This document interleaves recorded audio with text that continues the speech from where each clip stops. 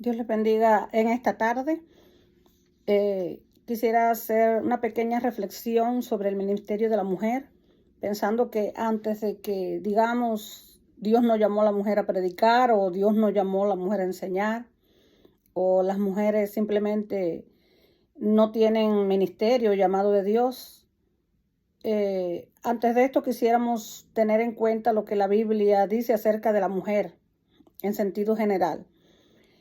Si vamos a la palabra del Señor en el libro de Génesis, capítulo 1, versículos 27 y 28, dice la palabra de Dios: y creó Dios al hombre a su imagen, a imagen de Dios lo creó, varón y hembra los creó, y los bendijo Dios, y les dijo: fructificad y multiplicaos, llenad la tierra y sojuzgadla, y señoread en los peces del mar, en las aves de los cielos, y en todas las bestias que se arrastran, que se mueven sobre las tierras. Es decir, específicamente vamos a ver en el versículo 28, donde Dios dice, y los bendijo Dios, y les dijo. Es decir, Dios le estaba hablando a los dos. Dios le estaba diciendo a los dos: fructificad y multiplicaos, llenen la tierra y sojuzgadla, es decir, tengan dominio sobre todo los animales, los peces, los seres vivos de la tierra, tengan dominio sobre ella. Es decir, que este dominio no se lo dio específicamente Dios al hombre, sino también a la mujer. Es decir, al principio la mujer estaba en igualdad con respecto al hombre. Es decir, ellos no son iguales, hablando en el sentido físico. La mujer y el hombre son diferentes. En cuanto al sentido físico, incluso emocionalmente somos diferentes también. Dios no nos creó iguales en el sentido ese, pero sí nos creó en cooperación uno con el otro. Específicamente dice que Dios creó a Eva como ayuda idónea para Adán. Y la palabra ayuda idónea viene del hebreo eser. Y esa palabra de ayuda es la misma usada por Dios en otras partes de la Biblia para referirse a la ayuda o al socorro de Dios. Como por ejemplo en el Salmo 121:2, cuando el salmista dice: alzaré mis ojos a los montes, ¿de dónde vendrá mi socorro? Entonces dice: mi socorro viene de Jehová, que hizo los cielos y la tierra. La palabra eser, la misma que se emplea para ayuda idónea, es la que se emplea para también para describir el socorro o la ayuda de Dios en Éxodo 18:4, en el Salmo 22 y así en muchos otros pasajes bíblicos donde se usa la palabra socorro, ayuda. Es la misma que se describe como ayuda idónea. Entonces, la relación entre el hombre y la mujer al principio era una relación de cooperación, de igualdad de condición al sentido humano, de respeto, y también los dos tenían ese mandato de Dios de dominio sobre la naturaleza, sobre lo creado. Ahora, cuando la primera pareja pecó y recibieron el castigo a su desobediencia, Dios le dijo a la mujer el castigo: aumentaré en gran manera tus dolores en tus preñeces, con dolor darás a luz tus hijos, y tu deseo será para tu marido, y él se enseñoreará de ti. Génesis 3:15.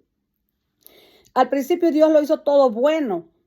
Es decir, el deseo de Dios fue hacerlo así como Él lo hizo. Al principio dice que vio Dios y todo lo que había creado era extremadamente bueno.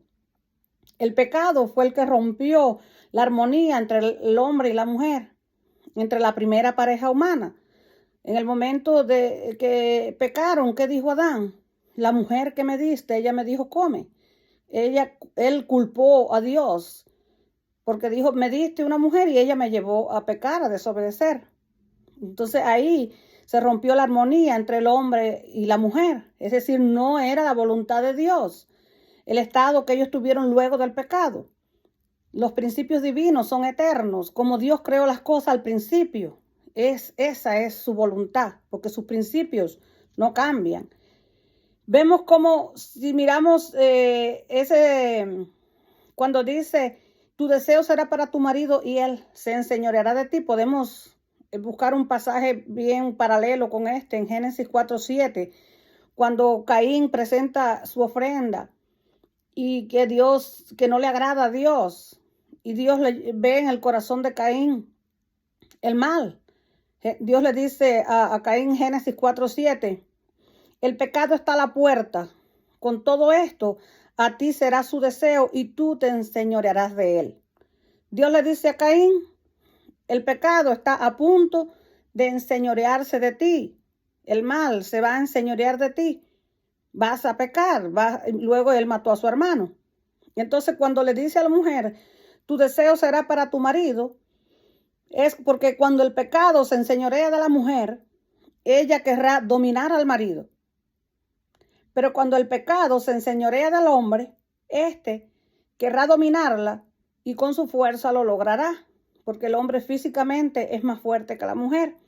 Entonces el pecado trajo rebeldía entre unos y otros. Y aunque el hombre es la cabeza del hogar, el hombre bíblicamente es la cabeza de la mujer, también no por el hecho de un estatus, sino porque es el responsable del hogar, de la familia, del bienestar, de suplir las necesidades económicas, de proveer también, no solamente simplemente decir es la cabeza, sino que es una responsabilidad del hombre ser cabeza. Espiritualmente también debe de ser la cabeza del hogar el hombre.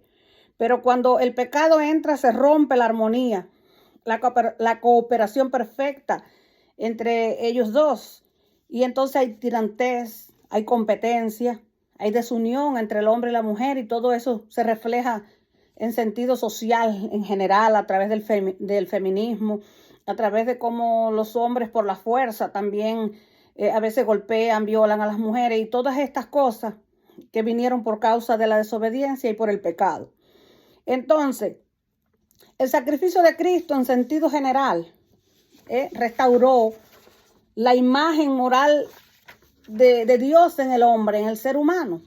Del mismo modo que el pecado trajo la desobediencia y trajo todo lo malo, el sacrificio de Cristo restaura a la condición original, podríamos decir, restaura la imagen moral de Dios en el hombre. Por eso en Efesios 4:22-24 dice, en cuanto a la pasada manera de vivir, despojaos del viejo hombre que está viciado conforme a los deseos engañosos, y renovaos en el espíritu de vuestra mente, y vestidos del nuevo hombre, creado según Dios en la justicia y santidad de la verdad.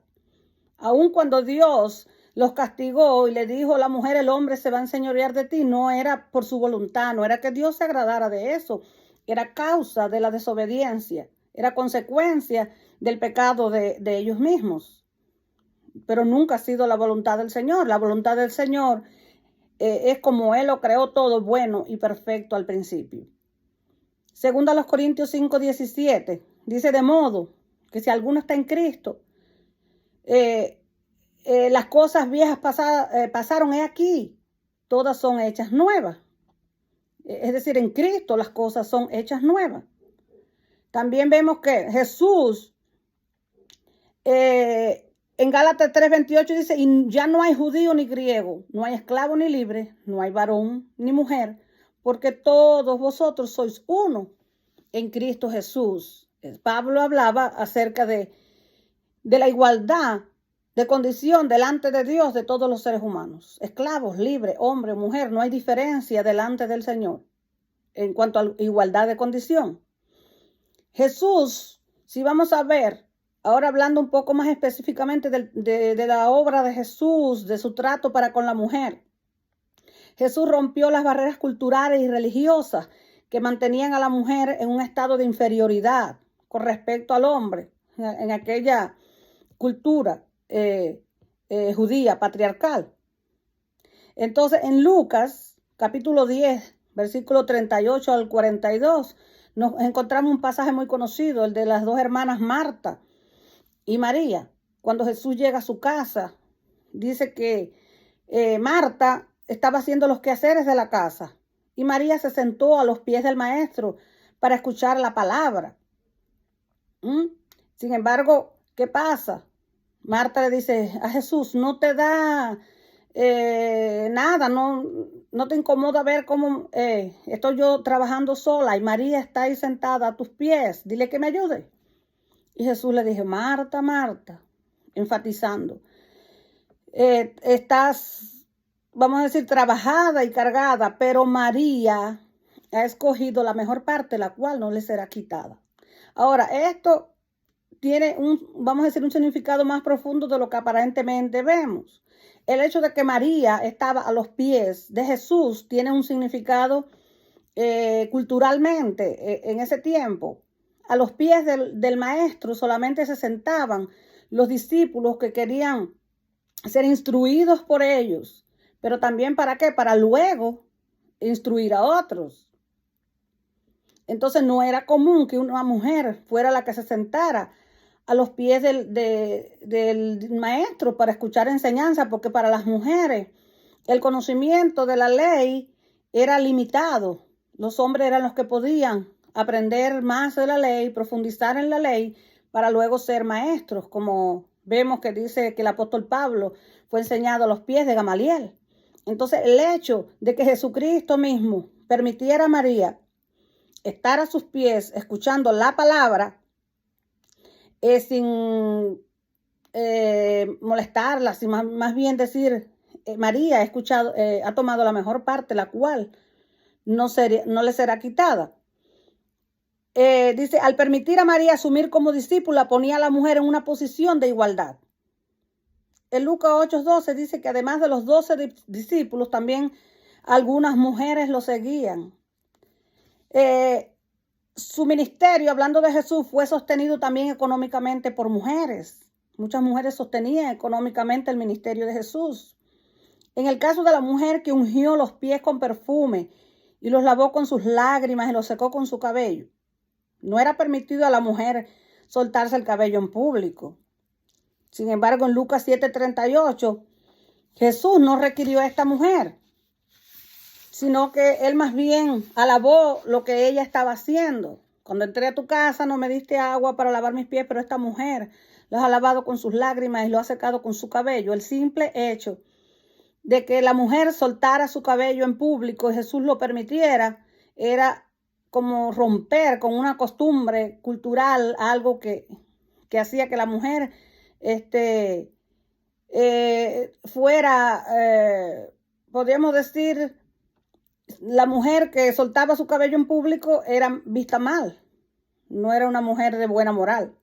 Sin embargo, Jesucristo lo permitió sin siquiera, como diríamos, regañarla a ella. Ahora, la Biblia resalta, y el ministerio de Jesús resalta mucho la labor de las mujeres. Habla como a los pies de allí en la cruz estaban quienes quedaron, las mujeres del discípulo amado, y quedaron mayormente las mujeres allí al pie de la cruz cuando todos los demás huyeron. Cuando Jesús resucitó, ¿quiénes fueron las primeras en llegar a la tumba, en recibir la noticia de la resurrección? Fueron las mujeres. ¿Quiénes fueron las primeras en proclamar, ha resucitado, no está aquí? Jesús se levantó, Jesús resucitó. Fueron las mujeres las primeras en proclamar la resurrección de Jesús. Y también podemos ver que allí en Romanos 16:7 habla acerca de Junias, podríamos decir Junia o Junia con J, una mujer que fue mencionada por Pablo como compañera de prisiones y muy estimada entre los apóstoles. Se cree que Junias pudo haber sido una mujer apóstol también. Ahí la menciona. Junias, muy estimada, compañera de prisiones y muy estimada entre los apóstoles. Entonces, hay muchas evidencias en la Biblia, porque cuando Dios levantó a Débora era una mujer que estaba casada con Lapidot, menciona hasta su marido, y Dios la levantó en un momento de crisis para juzgar al pueblo de Israel y para darle victoria sobre sus enemigos. Pudo haber levantado a hombres como lo hizo con los demás jueces que eran hombres, pero él le plació y lo hizo porque ¿quién le dice a Dios qué tú haces? ¿Por qué lo haces? A veces queremos dar una explicación sobre cosas que no la tienen. Simplemente Dios es soberano en todas las cosas que hacen, que él hace, y él escogió a Débora en un momento determinado para liberar a Israel de sus enemigos, para juzgar a Israel y llevarlo a la victoria, porque en ese caso la victoria fue dada también por mano de mujer, de Jael, una mujer que fue la que mató a Sísara. Entonces, la Biblia en sentido general nos enseña también, podríamos decir que el Espíritu Santo es el que reparte los dones a quien quiere y como Él quiere. Entonces, si el Espíritu Santo le ha placido darle dones, talentos, ministerios a la mujer, le ha dado dones de profetizar, le ha dado dones de enseñar, le ha dado dones de hacer milagros, ¿quién puede decirle a Dios qué haces? O tu vasija, como decía la vasija del alfarero, tu obra no está bien hecha, no tiene manos. No. ¿Quiénes somos nosotros para decirle a Dios qué haces? Cuando el mismo Espíritu Santo es el que llama, es el que capacita. Y es el que reparte dones, talentos y ministerios a quien Él quiere y como Él quiere. Entonces, Jesucristo mismo rompió los moldes de la sociedad, rompió las barreras entre hombres y mujeres en estos casos que he explicado y más detalles. Y se le acusaba de comer con prostitutas y ladrones. Él fue justo en todas las cosas, pero recordemos siempre que el principio espiritual, es decir, los principios de Dios son eternos. Lo que Él hizo perfecto al principio, la comunión que hizo entre el hombre y la mujer, para que hubiera una cooperación entre los dos, una igualdad. Cuando la mujer, como ayuda idónea, el mejor ejemplo que hay es este. Un médico. ¿Quién es la ayuda idónea de un médico? Algunos dirán, ¿una enfermera? No, es otro médico como él. Porque cuando hay un enfermo donde el médico tiene que tomar una decisión, operamos o mandamos medicamentos, ¿a quién el médico va a pedir ayuda, consejo? ¿A la enfermera? No, porque ella es inferior al doctor. Ella no tiene el mismo conocimiento. Va a otro médico. Se reúne la junta médica y dicen, vamos a operar, vamos a hacer entre todos. Los expertos toman una decisión. Entonces la mujer, con respecto al hombre, era una igual. Y asimismo, delante de Dios, la mujer es una igual.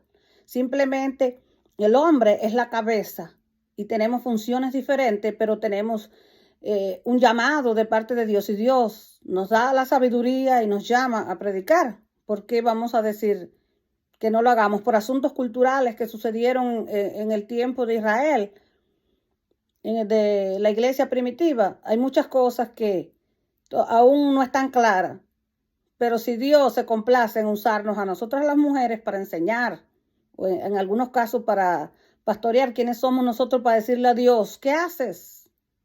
Dios les bendiga.